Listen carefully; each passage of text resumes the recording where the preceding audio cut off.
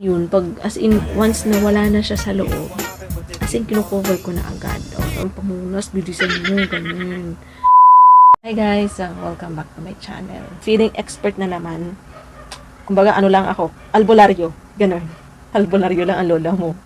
So, sasagutin lang natin itong comment na to mga loves. Galing kay SJ Sense Santos. So, sa tinagal-tagal kong gumagawa ng video dito mga loves ng ganitong klaseng content. Ngayon lang ako nakatanggap ng ganitong comment. Okay? Tagal, di ba?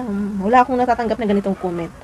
Ang sabi kasi ni SJ Sense Santos mga loves, bakit meron na umuutot pag sa kalimutan? Okay, mapapansin niyo mga loves na itong topic na to or itong comment na to, kung naririnig niyo to sa mga nagkukwentuhan, di ba? I'm sure naman narinig niyo na to. At totoo naman talaga na normal na nangyayari to or meron talagang ganun, di ba, na umuutot. Okay, at based na rin sa ating experience. Sure, may experience ba ako ng ganun? Parang wala naman. So, ganito kasi yung mga loves, okay? Kung totoo man na meron umuutot habang kayo ay ng partner mo, iisipin mo naman. Isipin mo naman kasi, ikaw ba naman, bumbahan ka ng bumbahan? Hindi ka ba kakablated o hindi ka ba hahanginan, di ba? Mabuti nga, iuutot mo yan eh. Yung iba nga dyan, lumalaki pa yung tiyan, ganun, di ba? Bumbahan ka ba naman ng bumbahan? Siyempre, ganun talaga, uutot yung pukingkay niya, di ba? May ganun. At take note, mga loves, hindi ito as in, ano lang ha, normal siguro na nangyayari. Pero, tatanungin nyo kung naka-experience na ako ng ganito, kung na-experience ko na ba, naranasan ko na ba yan. Real talk mga loves. Bihira or, aalalahanin ko siguro, meron, pero bihira. Bibihira, kasi wala naman akong kasama. Ayun. So, kung kailan yun, hindi ko na matandaan. Pero, ako lang yung nakakaano nun, ako lang yung nakakaramdam nun. Kasi syempre mahina lang naman. But ang pagkakaalam ko mayroon yan malakas as in tumutunog talaga ng tunog ng utot talaga. Pero pasalamat ka walang amoy yan kasi syempre galing naman sa pek yun. Kaya ganun walang amoy kasi ibang amoy yun, ibang utot yun pag galing doon sa sa akin ng babae. Pero malas mo kapag tiyempong kumakain ka, di ba? Pag tiyempong kumakain ka tapos tamang-tama saktong-saktong naututan ka ng ganun.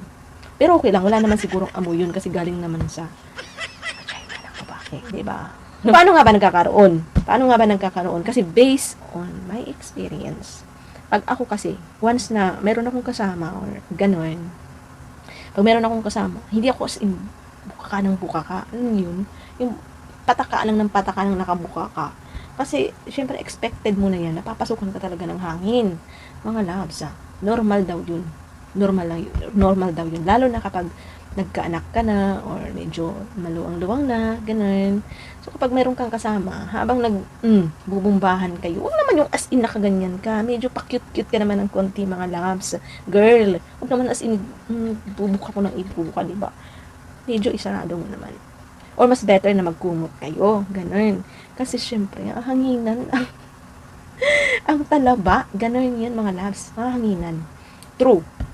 Kasi meron nagkwento sa akin yan dati, dalaga pa ako, hindi pa ako nakaka-experience. So, syempre, pag, alam nyo na, pag meron mga nagkukumpulan, di ba, mga katrabaho mo nagkukumpulan, meron talaga isang babae na pabugay ba, kung sa lalaki, pabugoy, meron isang babae na pabugay.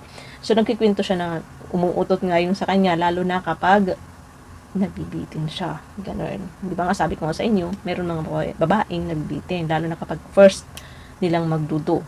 Ayan. So, kapag nabibitin siya, talagang naglalabas ng hangin yung puking niya.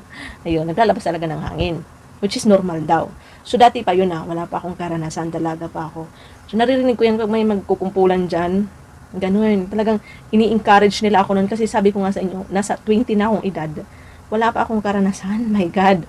Kaya, ganun. Inagaano talaga ng kikwentuhan na ganito-ganyan yung mga ginagawa nila sa mga boyfriend nila. Ganun. Ayun. So, singit talaga, natatandaan ko yung mga kwento na yan, na meron talagang naglalabas ng hangin, ganyan, mga umuutot. So, okay. So, paano mo ba may iwasan mga loves? Kung meron man kayong mga, lalo na kapag meron kayong electric pa na gamit, kung naka-electric pan kayo, tapos syempre, bumba yung partner mo. So, yung hangin, pasok, di ba? Pasok talaga yung hangin kapag naka-electric pan kayo, tapos bomba ng bomba yung partner mo. Lalo na kapag wala kang kumot. So, mas better na masasabi ko na magkumot ka, girl. Di ba? Magkumot ka. Meron kasing iba na hindi nagkukumot talaga. As in, gustong-gusto nila yung makikita yung hubog ng bawat isa sa kanila, di ba? Kung nakikita, gusto nila yung nakikita. Ganun. Yun. So, walang kumot. Ganun. Pero mas okay yung mga ganyan pag walang kumot, pag naka-aircon kayo. Mas masarap pag naka-aircon, di ba? Malamig. Ganun. Tapos, mainit yung katawan mo. Doon nyo lang basta, yun na yun. Sarado mo kasi.